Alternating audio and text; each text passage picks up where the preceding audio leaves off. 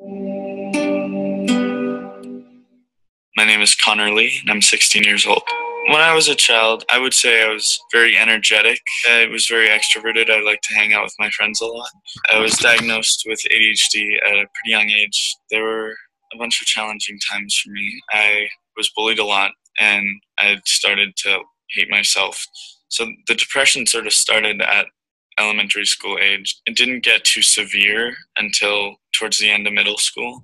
I actually felt sad like all the time. I just felt drained of like all positive emotion. I wouldn't do schoolwork. I didn't really want to talk to anybody. Every time I got home, I sort of just like laid down and just accepted nothingness. Feeling sad is usually a temporary thing that's related to something that happened in someone's life or some situation or event. Feeling depressed is when someone is experiencing maybe sad feelings and probably a bunch of other kinds of things that feel bad too over a long period of time, and that it's getting in the way of doing things that people typically like to do. I felt, even with my friends, I was alone. I wanted to be funny. So I put on a face for my friends, but on the inside I was just hurting. I felt like I wasn't enough for the people around me, and I felt like I could be doing so much more, but I just couldn't. I just started to feel like alone and that I didn't matter, and that maybe I was just better off just not being alive.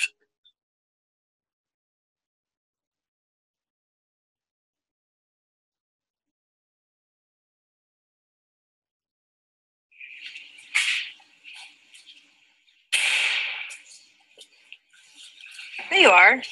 You okay? Yeah, I just don't like gym anymore. What? But we both love track. I don't know. I just feel tired. I feel like I have no energy anymore. For gym? Not just that. I don't feel like doing anything. I don't feel like going to school, and after graduation, I can't see anything but working the same job I've worked since sophomore year. But I thought you wanted to be an engineer. Can you see me as an engineer? Seriously? Well, what do you see yourself as?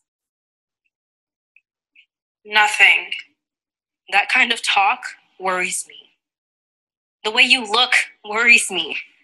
Exhausted, wearing long sleeves when it's hot outside. You know I've seen the marks on your arms. So I'm a mess. Thanks for pointing that out. You, on the other hand, are getting out of here like everyone else. You even have a scholarship because you're so smart and talented. I have my own problems, Caitlin. Last year, I had to get counseling. It helped a lot. It showed me that when one thing goes wrong, it's not the end of the world. Yeah, but why would you need counseling? You've got it made. That's what everyone thinks. Leaves more room to live up to expectations. I even stuck in my own head sometimes. I get that, but you never act stressed. I never would have guessed that you... I was really close to my grandmother. And when she died, I had a really hard time. Sure, I covered it up in school, but it was really hard to get out of bed. I can relate to that. I'd like to go to bed, fall asleep, and never wake up. Now that really scares me. Look, the counseling helped. Caitlin, please, talk to someone. Who? When I was having problems, I talked to my math teacher, Mrs. Lynch. She helped me set up an appointment with a counselor. That helped me. Yeah, but you had a death in the family. What's my excuse? You don't need an excuse. If you're feeling down about something, or you just need to talk, that's enough. You could start with the nurse. You could start with anyone. Look, I don't like the idea of telling my business to anyone. I don't think of it like that. I think of it like talking things out, like I used to do with my grandmother. You have to reach out. If you don't, I will. Please don't. Let me think about it. When I'm ready, maybe I'll talk to someone, but not now. It's not as bad as I made it out to be. I'm just a little down. Just give me time. All right. Just know that you can always talk to me, okay? And promise you won't do anything drastic. Just think about what I said, okay? Okay. For now, just drop it.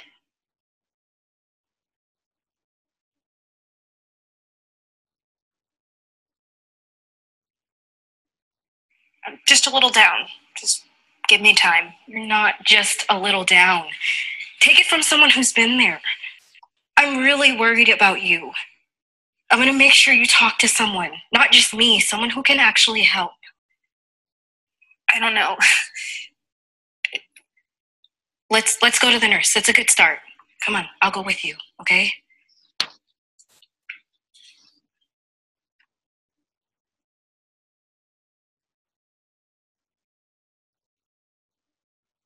I think because we know our friends, we tend to know when something is a little bit off, regardless of whether or not they openly state that they want help or that something's wrong.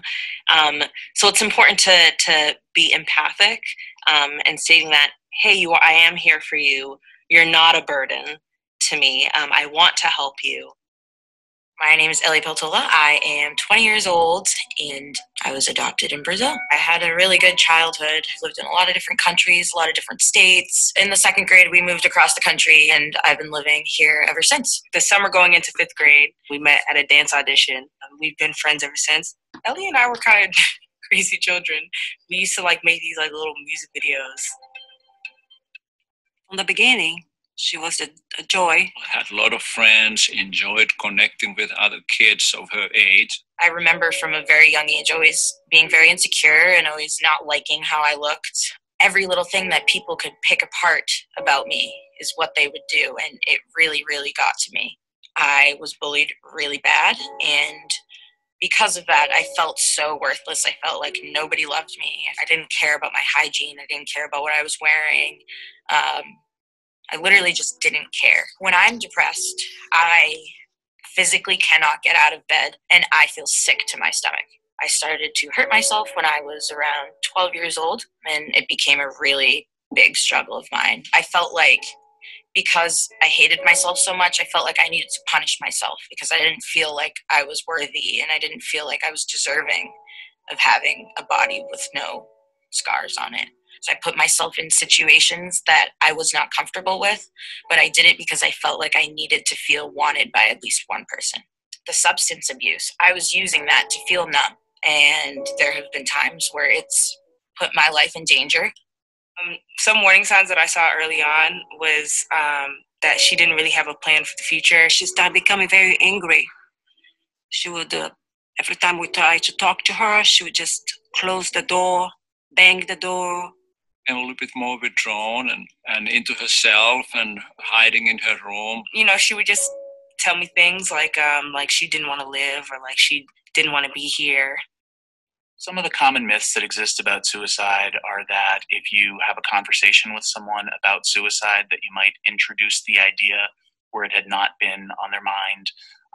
And we know that that is not true. Very often talking about suicide is an indication that someone is seeking help. This isn't good. What? What isn't good? I'm worried about Carmen. Something's up. What do you mean? This guy in her drama club was asking me what's up with her skipping rehearsals. He said that when she does show up, it's like she's in her own world, zoned out. Well, that's how creative types are. Yeah, but she's got the lead role in this year's big production. How do you just not show up to rehearsals? Plus, she's not really hanging out with us anymore. Something's wrong. Yes, because there has to be something seriously wrong with anyone who doesn't want to hang out with us. And then this. She stopped posting anything like a month ago, and I've been texting her since last week, and she just responded this morning. So? It said something like, it's okay, you won't have to worry about me much longer. I've been thinking about that TV show we watched, about the kid who killed himself, and how there are almost always warning signs, but you don't realize it until it's too late. Okay, if she had actually said something about, killing herself, then I'd be just as worried as you. But at this point, you're kind of just jumping to conclusions. You think? Yeah, maybe she just doesn't want you to worry. She's probably talking to other people, or she's just tired of high school plays. You should think twice before reporting her to the counselor. You think I'm overreacting? Yes, you are. I don't know, maybe you're right. I'll check in with her later and see how she's doing. And I'll leave Mr. Matthews out of it for now.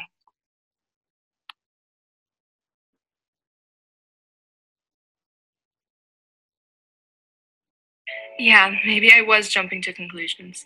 Maybe I should have minded my own business. But you know what? That was a risk I wasn't going to take. I'm gonna do it. I'll tell him about drama club and what I told you, and we'll let him decide what to do. Carmen's not gonna like this. I mean, I know I wouldn't. Like it or not, I'd do the same for you. I waited outside the office so I could catch Carmen and explain why Mr. Matthews wanted to talk with her. James was right. She didn't appreciate it.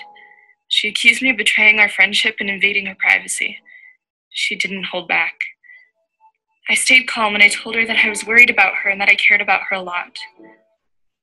I told Carmen I'd be waiting for her outside, that we could talk later if she wanted. Or not. It was up to her.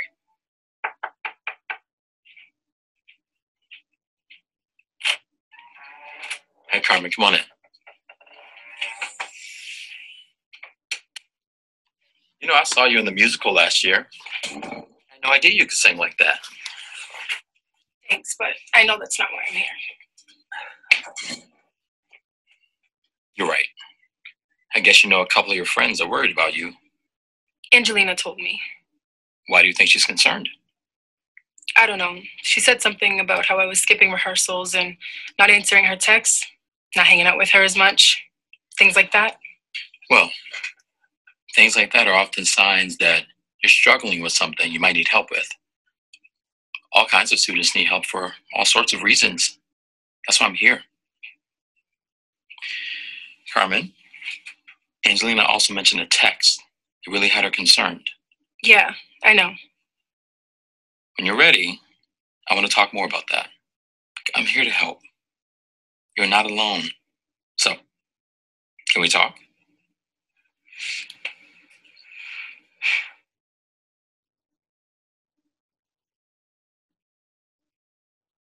A lot of people worry that if they go tell an adult on their friend, that their friend's going to be really mad at them.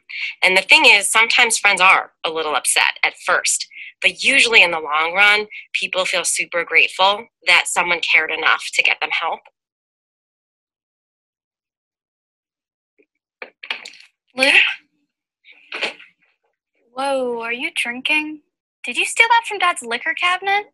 He's your dad, not mine. Okay, well, our mom and my dad are going to be home on Monday, and you trashing the house is just going to give them one more thing to fight about. Think how happy they'd be if I wasn't here. Just the two of them and perfect little Sydney. I wish you wouldn't keep saying that. It's true. Mom wishes I was someone else. She wants the football games and the prom pictures with a girlfriend. Okay, so Mom's old-fashioned. Look, I know not being accepted for who you are really hurts. How would you know? Mom has that shelf full of all of your soccer trophies. She tells everyone about all your straight A's. Why are you attacking me? It's like you're angry all the time. Yeah. No wonder you're getting in trouble at school. I know. I'm the problem in this family. There's no me, no problem, right? Hey, you're scaring me. You need to talk to someone. About what? Getting drunk? Yeah, I'm sure that'll go over well. Yes, and about school, and about how you're sleeping all the time. This is the first time I've seen you awake this weekend, and look at you. I'm not trying to be mean, Luke. I'm worried about you. You don't get it. Who would I talk to? No one gets it. Well, what about Uncle Jeff? He wasn't perfect in high school. You heard the story about how he crashed the family car? I'm sure he'd understand. The first thing you do is tell Mom.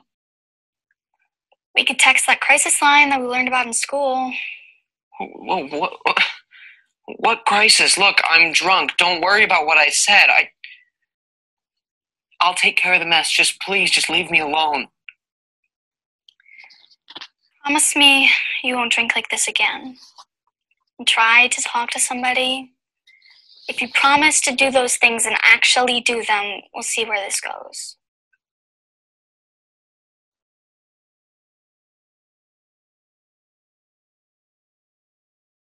Just please leave me alone. No, I'm not going to leave you alone.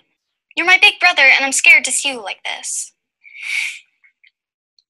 I feel like I'm falling apart, Sydney. That's what a crisis is, right? Look, I'm going to text the crisis line, and I'd feel better about it if you said you were okay with it.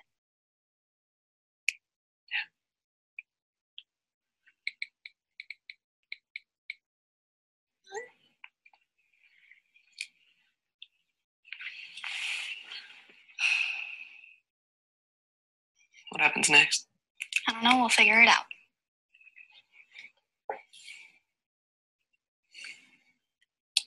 Your turn.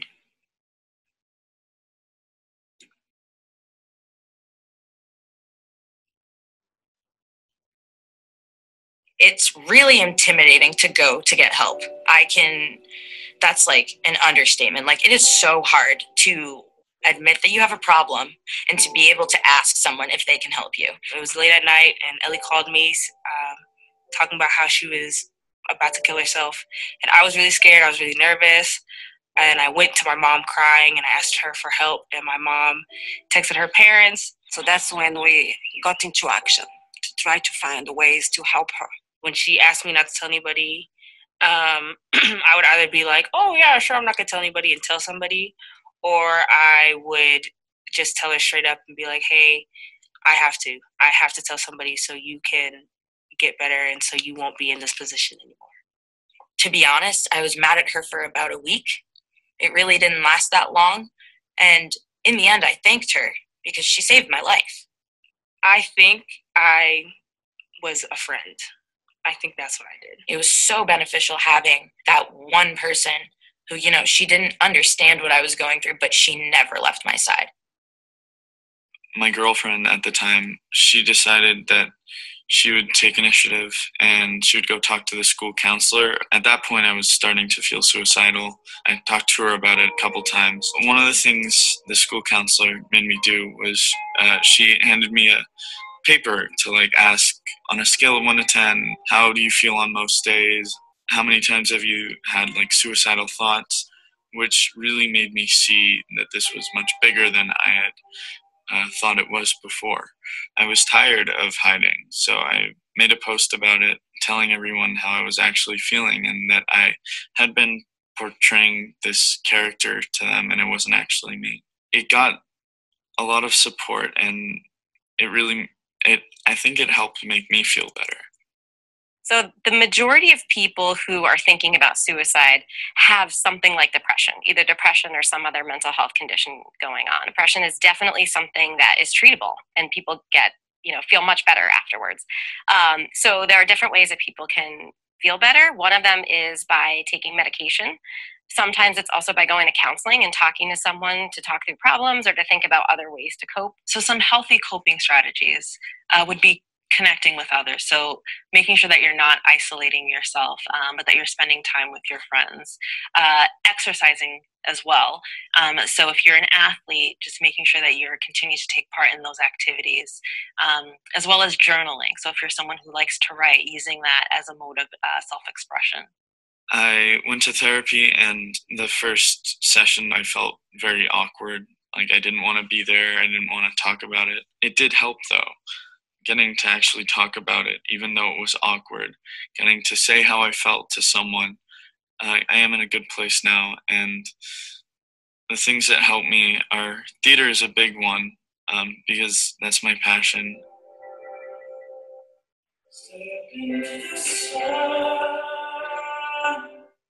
One of the bigger parts of my life is that I play guitar. I also use it, just like theater, as another way to